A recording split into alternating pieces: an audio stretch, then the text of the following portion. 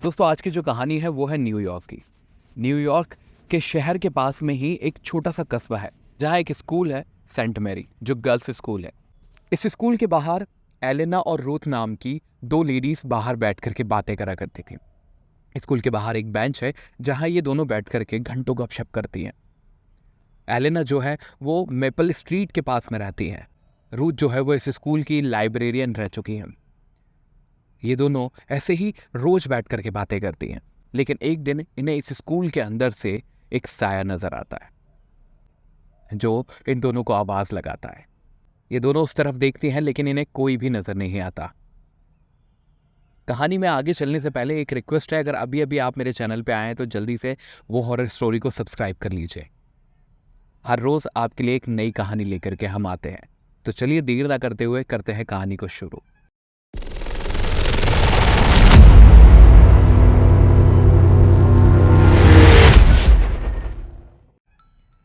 दोस्तों Saint Mary girls school जो 1999 में बंद हो चुका है। इस गर्ल्स स्कूल के बाहर दो लेडी बैठ करके बात करती है जिनका नाम है एलेना और रूथ। एक दिन इन दोनों को उस गर्ल्स स्कूल के अंदर से आवाज आती है। ये लोग जब वहां मुड़ करके देखते हैं तो इन्हें कोई भी नजर नहीं आता, लेकिन कुछ ही देर बाद इन्हें उस स्कूल की सेकंड फ्लोर पे खटखटाहट की आवाज होती है। जब ये उस खिड़की की तरफ देखते हैं तो इन्हें वहां मिस गैरी नजर आती है। मिस गैरी कौन है? मिस गैरी इस स्कूल की हेडमास्टर थी जिन्होंने 1999 में इस स्कूल में फांसी लगा ली थी और उसके बाद ये स्कूल हमेशा हमेशा के लिए बंद हो गया था। कहा जाता है कि इस स्कूल के अंदर किसी ने उनके ऊपर तांत्रिक विद्या का यूज किया था। उसके बाद वो काफी ज्यादा डिप्रेशन में रहने लगी थी और एक दिन उन्होंने फांसी लगा ली थी। उसके बाद ये स्कूल हमेशा के लिए बंद हो गया था।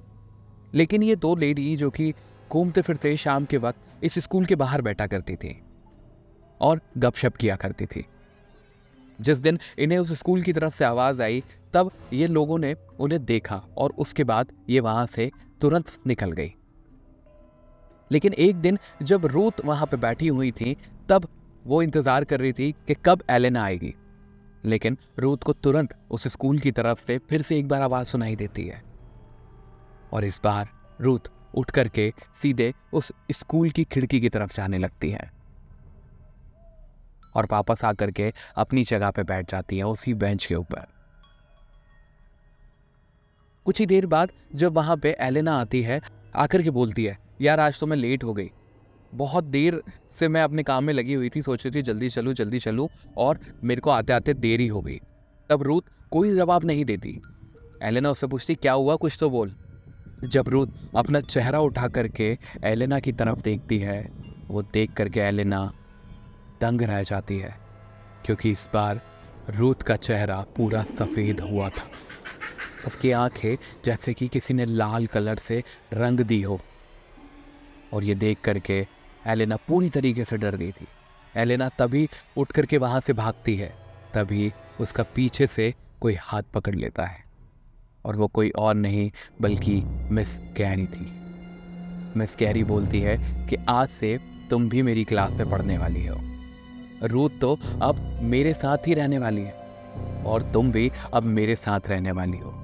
और इसके बाद उस स्कूल के बाहर आज भी दो लेडी बैठी हुई नजर आती है। दोनों नॉर्मल ही बात करती हैं, लेकिन अगर कोई व्यक्ति इनसे जाकर के कोई भी चीज पूछ ले तो वो भी इस स्कूल के अंदर एडमिशन पा लेता है, यानी कि अपनी जान से हाथ धो बैठता है। क्योंकि इतने सारे हादसे होने के बाद जब वहां पुलिस ने छानबीन करी तो कुछ भी नजर नहीं आता, लेकिन वहां एक टूटी बेंच है जिसे हटाने की कोशिश करी गई है, वो फिर से दूसरी रात को अपने आप वहां लग जाती है और गुजरते हुए लोगों को वो दोनों लेडी साफ साफ नजर आती है, एक नीली ड्रेस में और एक सफेद ड्रेस में बात करते हुए। वो किसी और को परेशान नहीं करती, वो आपस में ही बात करती हैं, लेकिन किसी ने जा कर के उनसे कोई पता भी पूछ लिया तो उसे वो अपने स्कूल के अंदर एडमिशन दे देती है। आप भी अगर किसी रास्ते से गुजरें तो ये दो लेडी बात करते हुए आपको शायद नज़र आ सकती हैं।